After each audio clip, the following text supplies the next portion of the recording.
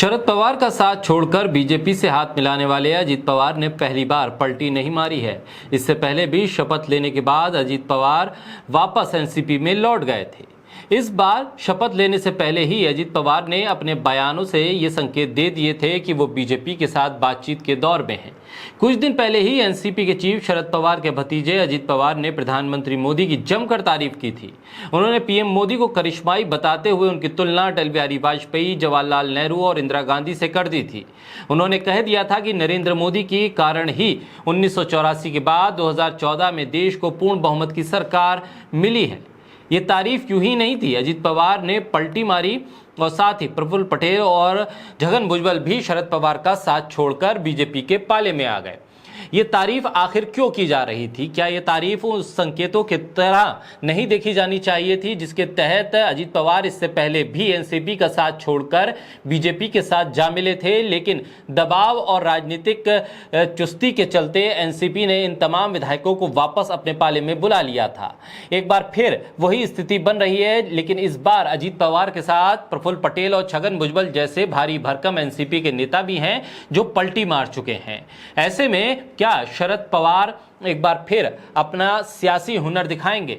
लेकिन सवाल यह है कि अजीत पवार ने इतना बड़ा काम कर दिया बीजेपी के लिए। महागठबंधन जो महाराष्ट्र में सबसे मजबूत माना जा रहा था, उसको लेकर भी उन्होंने एक सवाल खड़े कर दिए हैं। अजीत पवार के इतने बड़े कारनामे के बाद भी क्या प्रधानमंत्री मोदी अजीत पवार से खुश नहीं है? क्या उनसे नाराज हैं? ये सवाल उठना शुरू हो गए हैं। बोलता हिंदुस्तान पर मैं हूं आपके साथ मिर्जा शाकिर अली बेग। महागठबंधन को इतना बड़ा झटका देने के बाद भी अजीत पवार से प्रधानमंत्री मोदी अभी खुश नहीं है, कुछ खफा से हैं।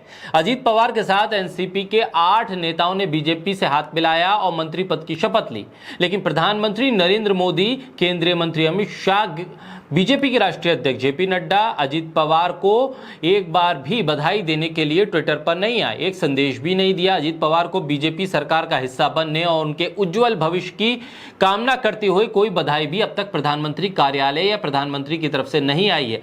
ना ही बीजेपी के किसी बड़े मंत्री की तरफ से कोई बधाई दी गई है, ना ही बीजेपी के किसी प्रवक्ता ने अजीत पवार को सीरियस लिया है, ना ही महाराष्ट्र से जुड़े बीजेपी के केंद्रीय मंत्रियों ने प्रधानमंत्री या केंद्र सरकार की तरफ से अजीत पवार को कोई बधाई दी है। आखिर इतनी बड़ी बेरुखी की वजह क्या है? आखिर क्यों अजीत पवार से प्रधानमंत्री समेत बीजेपी का पूरा संगठन खफा सा है, जबकि अजीत पवार खुद अपने चाचा को एक धोखा देकर एक बार फिर वो बीजेपी के साथ जा मिले हैं। इस बार तो वो अपने साथ बड़े कद्दावर नाम भी लेकर आए हैं। वो नाम भी अजीत पवार के साथ आए हैं जिनका भ्रष्टाचार की फहरिस्त में पहले और दूसरे तीसरे नंबर पर नाम आता है। जो अभी तक जमानत पर चल रहे हैं उनको भी मंत्री बीजेपी ने बनवा दिया है। बावजूद इसके बीजेपी के नेता अभी भी अजीत पवार से नाराज लग रहे हैं, क्योंकि बधाई तो आई नहीं है और ना ही किसी ने उनको इतने सीरियस लिया है। 2019 में जब अजीत पवार पहली बार शरद पवार से बगावत करके उप मुख्यमंत्री बने थे, तब पीएम मोदी समेत पूरी बीजेपी ने, मोदी सरकार के हर कैबिनेट मंत्री ने उन्हें बधाई दी थी और ट्विटर पर बीजेपी के वो हीरो बन गए थे अजीत पवार।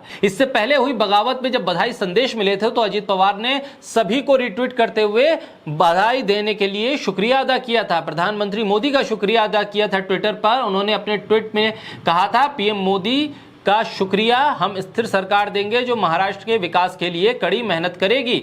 अजीत पवार ने केंद्रीय गृह मंत्री अमित शाह, नितिन गडकरी, स्मृति ईरानी, निर्मला सीतारमण, राजनाथ सिंह, पीयूष गोयल और जेपी नड्डा समेत तमाम नेताओं को भी शुक्रिया अदा किया था ट्वीट के जरिए। लेकिन इस बार शुक्रिया का मौका ही नहीं दे रही है बीजेपी, क्योंकि किसी ने कोई बधाई दी ही नहीं है।